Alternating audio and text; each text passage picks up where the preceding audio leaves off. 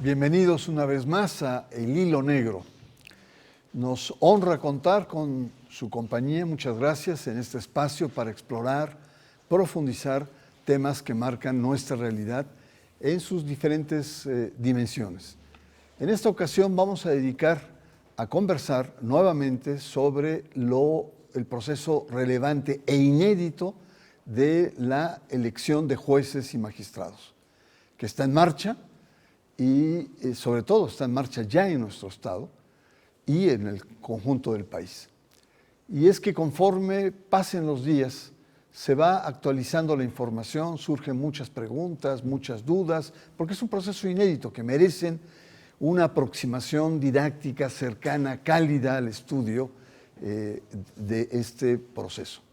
Nuevamente nos honran y agradezco mucho la presencia a la maestra Karina Baquera Montoya, consejera electoral en el Instituto Electoral del Estado de México, IEM, y del maestro Jesús George Zamora, titular de la Consejería Jurídica del Gobierno del Estado de México. Bienvenidos ambos por su presencia y para empezar vamos a hacer una breve y sencilla cápsula que nos alimente para poder continuar la conversación. El pasado 31 de enero, el Poder Legislativo del Estado de México emitió la convocatoria pública para integrar los listados de las personas candidatas a la elección extraordinaria que ocuparán los cargos de la presidencia del Tribunal Superior de Justicia, magistradas y magistrados del Tribunal de Disciplina Judicial, del Tribunal Superior de Justicia y juezas y jueces del Poder Judicial del Estado de México. El proceso electoral será organizado y vigilado por el Instituto Nacional Electoral y el Instituto Electoral del Estado de México, dependencia que solicitará 941,388,000 pesos como ampliación de su presupuesto para realizar dicha votación, que asegura es la elección judicial local más grande del país. En la convocatoria se enuncian como requisitos ser mexicano por nacimiento, haber residido en el Estado de México al menos un año, así como contar con título de derecho con un promedio mínimo de 8. Además, para los cargos de magistrados, los aspirantes deben tener experiencia profesional mínima de 3 años en el área jurídica y no haber ocupado ciertos cargos públicos el año previo.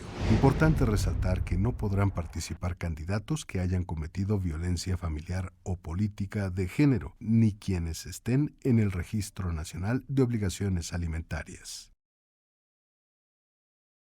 Regresamos a nuestro tema, elección de jueces y magistrados en el Estado de México, y hace 15 días, cuando conversamos sobre el tema, vimos la dimensión sobre todo federal, pero ahora el énfasis es en el Estado de México. Consejera Karina Baquera, ¿cuántos magistrados, jueces, ministros, cómo va a estar, cuántos van a ser, cuántos vamos a elegir el 1 de junio, el día en donde vayamos a las urnas? Bueno, pues primero muchas gracias por la invitación. Es un gusto estar el día de hoy contigo y también, por supuesto, con el maestro Jesús. Y, por supuesto, con la audiencia para poder conversar de este tema tan importante. Son 88 cargos los que van a estar en disputa, los que van a estar en contienda y son diferentes espacios. Es importante mencionarle a la ciudadanía que son jueces y magistrados. El Poder Judicial se compone de diferentes nombramientos. En este caso, se va a elegir a quien será el presidente del Tribunal Superior de Justicia del Estado de México, que será parte de estos 28 espacios que van a renovarse de las magistraturas, y también 55 jueces y juezas. Hay diferentes materias y algo que también es muy importante mencionar es que son de diferentes regiones.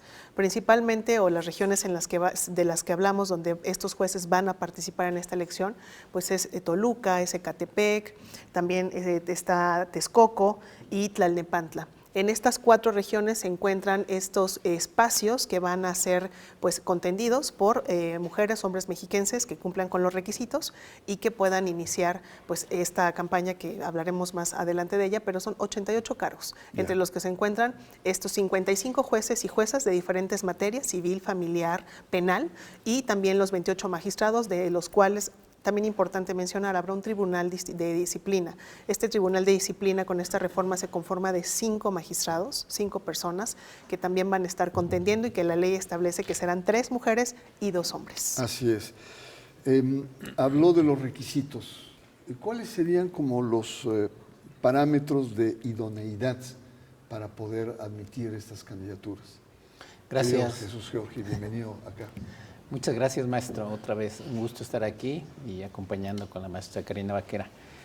Pues esa pregunta es muy importante, Bernardo, porque la reforma constitucional se enfoca mucho en los requisitos, no los usuales de los cargos, que son pues acreditar grados académicos, antecedentes profesionales, práctica profesional, que son, digamos, lo que usualmente tenemos en mente.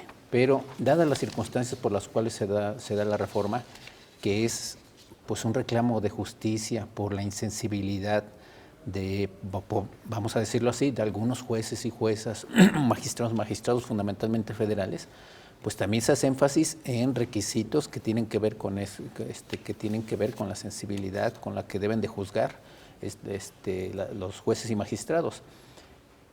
Y entonces lo que dice la Constitución es que debe de existir un comité de evaluación que debe evaluar fundamentalmente antecedentes académicos, sí, antecedentes profesionales y la buena fama pública, la honestidad, los conocimientos y la competencia. Estos 4 últimos son los que usualmente se olvidan en las evaluaciones de integrantes de órganos colegiados de organismos de gobierno o de instituciones del Estado. Y en estas me parece que el comité de evaluación tiene una gran oportunidad para que pueda verdaderamente hacer una evaluación integral, no solamente de la capacidad técnica de quienes participen, sino de la capacidad para poder juzgar, para poder dar justicia con toda la amplitud de la palabra que tiene la palabra justicia. El comité de evaluación, por cierto, ya fue integrado por lo que es el Poder Ejecutivo del Estado, y debemos tener una garantía ahí porque se encuentra conformado por personas con mucha experiencia. Se encuentra, por ejemplo, la maestra María José Bernaldez Aguilar, directora de la Facultad de Derecho de la UAM, la notaria pública Ana Cecilia Baltasar Reyes, maestra en Derecho, la doctora en Derecho y especialista precisamente en temas de evaluación de personal, la doctora Fátima Esther Martínez Mejía, y alguien que te a profundidad del Poder Judicial del Estado de México, que es el juez penal en licencia, el doctor Alberto Cervantes Juárez, que es el director general del Instituto de Defensoría Pública y además nuestro director general de legislación del Gobierno del Estado de México, lo que está formado con un amplio abanico muy versátil de todas las ramas del derecho y todas las funciones del derecho. Mira, este comité de evaluación. Consejera Karina, la voy a ametrallar con preguntas. Una de ellas, ¿cuándo conoceremos a los candidatos? ¿Cuándo van a aparecer estos nombres en el sitio Conóceles, que es como la herramienta para difundir? ¿Cuándo comienzan las campañas? Y sobre todo, ¿qué pueden y qué no pueden hacer los candidatos? Pues sí, son muy importantes todas estas preguntas. Lástima que tiene 2 minutos para contestarlas, consejera. Sí, porque retomaré un poco lo que ha dicho ya el maestro Jesús respecto de estos comités de evaluación. Hay fechas muy establecidas. El Instituto Electoral del Estado de México inició con la sesión solemne del pasado 30 ya el proceso electoral. ¿Cuándo conoceremos a los y las aspirantes a estos espacios, a estos jueces y juezas que aspiran a hacerlo, personas mexiquenses? La legislatura nos tiene que remitir al Instituto Electoral del Estado de México el listado. Es importante decirle a la ciudadanía que ahorita está abierta la convocatoria para quienes desean participar, que se establecerán cada uno de los comités de evaluación por parte del Poder Ejecutivo, como ya nos lo mencionó el maestro, se establecerá el legislativo, el judicial, y ellos tienen fechas ya muy establecidas para poder ir revisando esta idoneidad, depurar estas listas, y al instituto a más tardar el 28 de febrero entregarnos esta lista depurada. Con esa lista, evidentemente, nosotros también nos compartirán la información, y esa información tendrá que subir a este sitio de Conóceles, que la ciudadanía ya lo conoce porque en otras elecciones ya también lo hemos implementado, y ahí podrán revisar quiénes son, cuál es su trayectoria, cuál es la visión que tienen sobre la justicia. ¿Cuándo inician las campañas? En esta ocasión no hay partidos, no hay emblemas, la campaña electoral durará 35 días y durará a partir del 24 de abril al 28 de mayo. Tendremos 3 días de veda, como es a lo que estamos acostumbrados en este país cuando hay elecciones, entonces son solamente 35 días. ¿Qué pueden hacer y qué no pueden hacer? ¿Quiénes?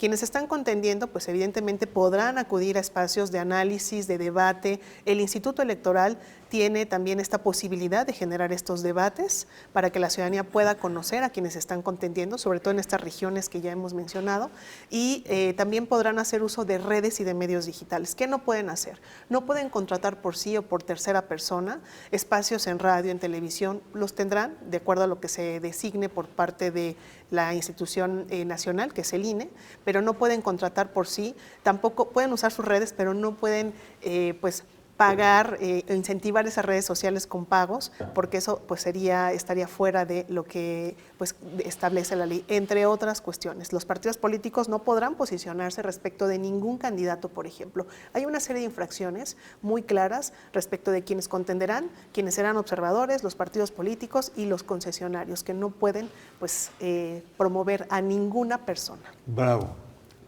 contestó todo casi en el tiempo. La vez pasada, cuando estuvimos conversando, se había hablado que había cerca de 5,000 aspirantes que se registraron, que fueron, digamos, desechados. Seguramente nos está viendo algún abogado que tenga interés, ¿no?, en participar. ¿A dónde tiene que ir? ¿Cuáles son las puertas que puede tocar?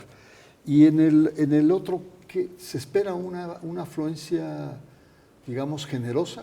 Y hay que reconocer que el Estado de México, una de las profesiones que más abundan es precisamente la de abogados, ¿no? ¿Cómo calibras este aspecto que dio Jesús, Jorge? Pues yo empezaría por responder la segunda de las preguntas. Esperamos una gran afluencia, una gran cantidad de aspirantes, porque para eso la reforma. Para todas esas abogadas y abogados mexiquenses que han tenido algún tipo de alguna mala oportunidad o maltrato con juzgadores o magistrados, pues tienen ahora la gran oportunidad de que ellos puedan ser juzgadores, y pues eso implica que deban de participar. Yo estoy seguro que va a haber mucha participación, porque pues además ya se decantaron las candidaturas a nivel federal, y yo creo que muchas de esas personas que están interesadas en ser juzgadores, pues van a estar aquí en el Estado de México, que es el estado con mayor número de cantidad de juzgadores en el país, y aquí los tendremos. Y qué bueno que sea así, porque creo que necesitamos mucha participación. ¿Dónde pueden acudir? Ya está la convocatoria por parte del Poder Ejecutivo. Recordemos que la reforma también lo que hizo fue democratizar la forma en que se proponen candidatos, y ya no participa solo el Poder Ejecutivo, ya no propone solo el Poder Ejecutivo, en nuestro caso ya no propone solo la gobernadora, sino que los 3 poderes tienen la gran virtud de recibir aspirantes. Sus propios comités de evaluación puedan entonces señalar cuáles son los mejor evaluados, y a partir de eso, mediante un sorteo, que esa parte verdaderamente es virtuosa, porque entonces nadie puede sentirse ganador, elegirse candidatos. Entonces pueden acudir, están a partir ya de ayer, la convocatoria del Poder Ejecutivo ya se encuentra en la página de internet del Poder Ejecutivo del Gobierno del Estado, en primera página, para que no exista ningún problema. Y los poderes legislativo y el Poder Judicial, estoy seguro que en estos días ya también tendrán su página instalada. Y desde el 11 de febrero, del 11 al 16 de febrero, es el registro. Y hay algo muy importante, ya está la página. La gobernadora cuidó mucho que ya se publicara, porque ya no queremos esa práctica de que un día antes se publicaba y ya nadie tenía requisitos, nadie podía acudir a un notario público a pedir copias certificadas, no. Aquí con toda antelación la gobernadora pidió que estuviera la convocatoria, y ya está, ya pueden verla, para que a partir del 11 todavía tienen muchos días para preparar sus documentos, y del 11 al 16 registrarse en línea. Pues ahí está, si usted quiere registrarse, es abogado, tiene más de 8. Además hay que decir que no hemos comentado que va a haber una paridad de género, mitad hombres y mitad mujeres en todos los ámbitos. Así es que no solamente abogados varones, abogados mujeres tienen esta oportunidad, y hay que ver las páginas web del Poder Ejecutivo, del Legislativo principalmente. Yo imagino que también en el IEM podría haber ese tipo de información, ¿no? En la página del Instituto Electoral ya está incluso publicada esta convocatoria de la que hacemos mención con esos plazos específicos. Tendrían que buscar cada una de esas convocatorias, pero ya hay información también ahí. Muy bien, vamos a una pausa, regresamos. Yo les recuerdo que estamos conversando en torno a la elección de jueces y magistrados en el Estado de México. Regresamos en un momento.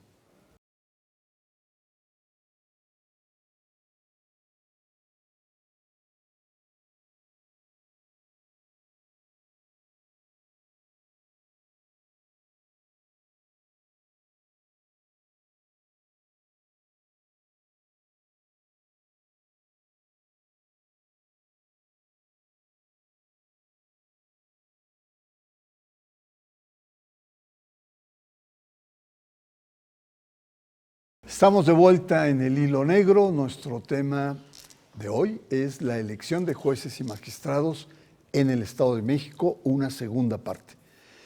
Consejera Baquera, bueno, pues hay muchos retos, ¿no? Y muchas cosas que hacer. Se ha hablado mucho de que es un proceso distinto, inédito, etcétera.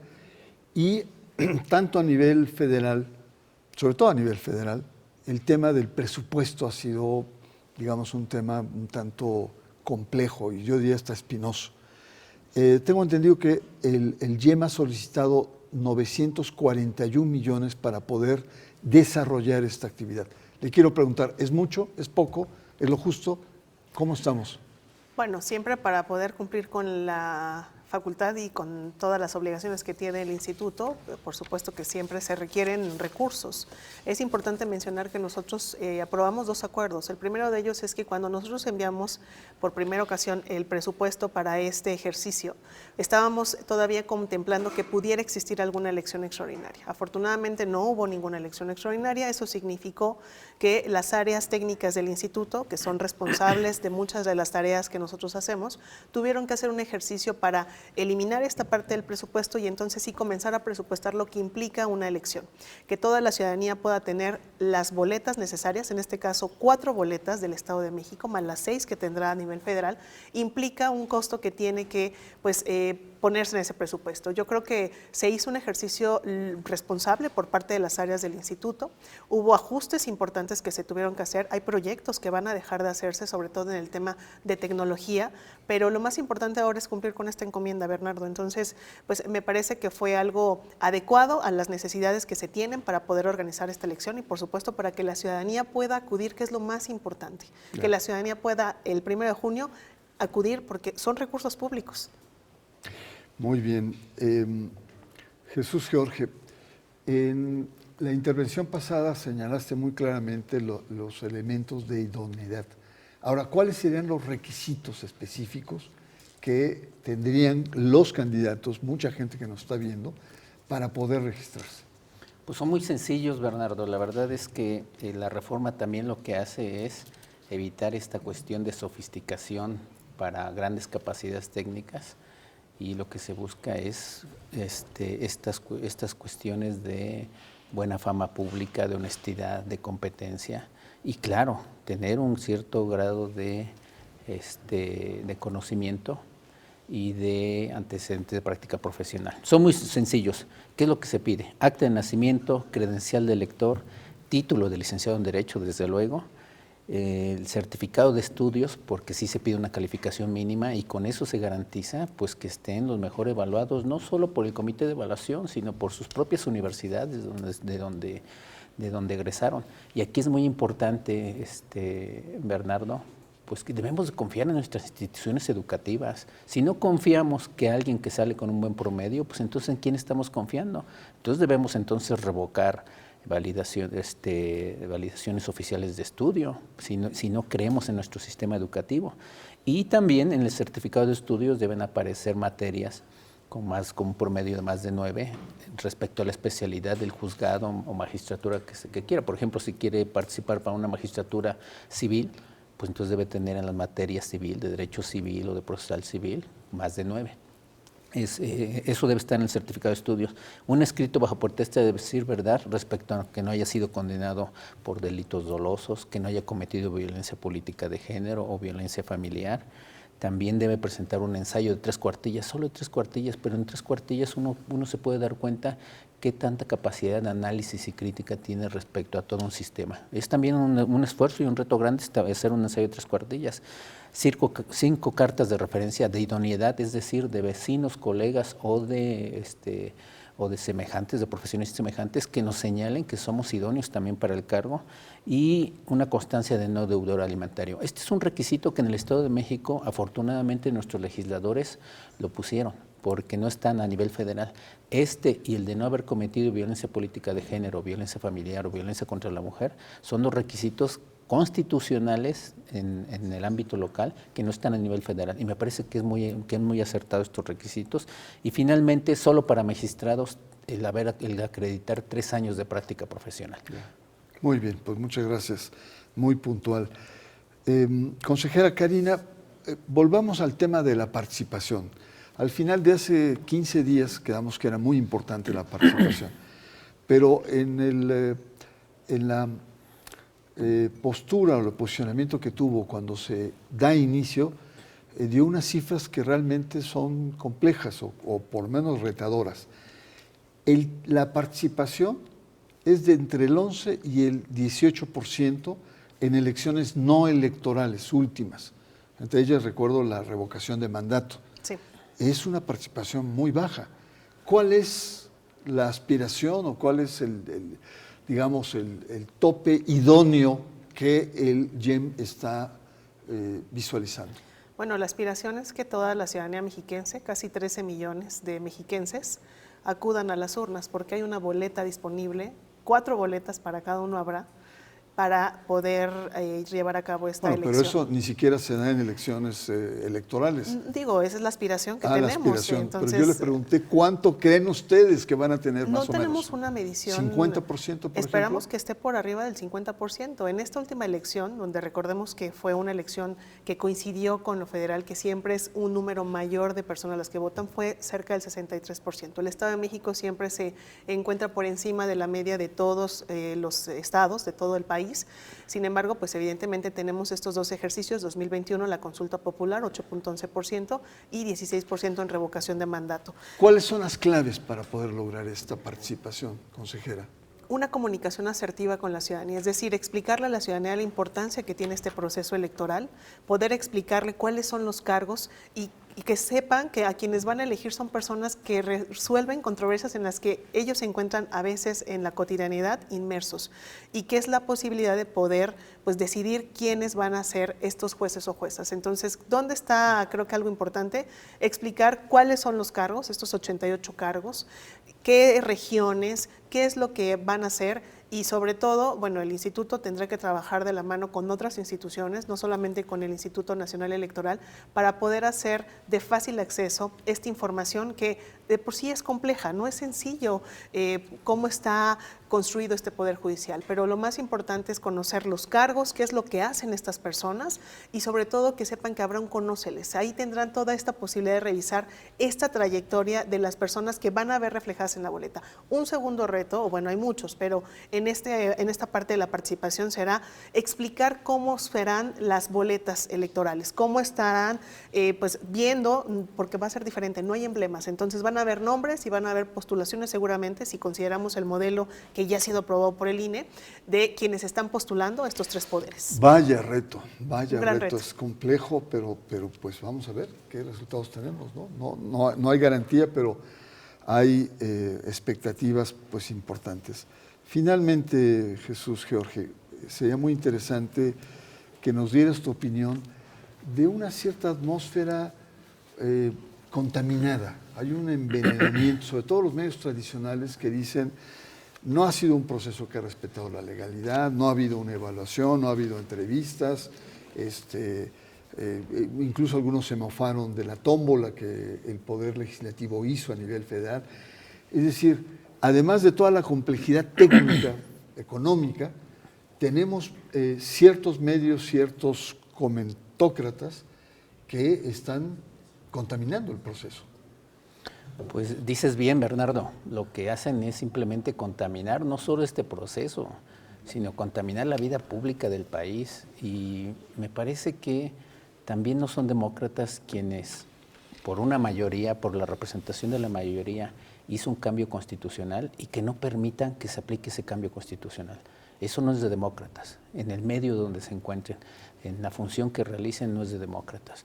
Lo que debemos dar ya vuelta a la hoja y prepararnos para eso. Y ellos mismos, ver una oportunidad para que desde el Poder Judicial pues estén personas que, si ellos creen que con estas reformas, con esta explicación que dimos de la evaluación, no les satisface, pues entonces propongan personas de esa calidad, de esa gran calidad que señalan. Tienen esa oportunidad, pero parece que la desechan. Y me parece que esa parte pues habla mucho de lo que hemos tenido los mexicanos, de retrocesos en cuanto a ciertos grupos que se creen dueños del país. Debemos decirlo con claridad, que se creen dueños del país y que solo vale lo que ellos dicen. Y me parece que no. Me parece que los procesos han sido, sí, pues con obstáculos, sí, son retadores y han tenido pues errores, somos humanos y es algo muy novedoso, pero me parece que también las grandes empresas también se hacen pues también con prueba y error, prueba y error. La ciencia ha funcionado así siempre, prueba y error, así que no podemos decir que debamos sacar las cosas perfectas. Me parece que ha sido muy transparente el proceso y desde mi punto de vista, yo participé en el ámbito federal para aspirante a ministro y a mí me pareció que todo el proceso fue totalmente transparente. Yo no salí en el sorteo, yo no salí en la tómbola, pero yo me sujeto a las reglas y yo estoy muy satisfecho de haber llegado a las listas para poder participar en el sorteo y yo no vi nada irregular al respecto. Pues muy bien, muchas gracias a ambos. Consejera Gracias. Karina Vaquera, Jesús George, muchas gracias. Y pues no me queda más que, digamos, adelantar que el sistema mexiquense de medios públicos tiene también la enorme responsabilidad de coadyuvar para la participación. Entonces, por lo tanto, vamos a tener barras, así como lo hicimos en el proceso electoral pasado, vamos a tener una barra que se llame 2025, la elección judicial, y que tengamos programas de análisis con expertos, tengamos programas con candidatos, tengamos programas con autoridades. Queremos coadyuvar para la presencia del INE, del IEM, de tal manera que tengamos como sistema una responsabilidad social también de motivar la participación ciudadana. Muchas gracias, buen fin de semana y lo espero la próxima aquí en el Hilo Negro.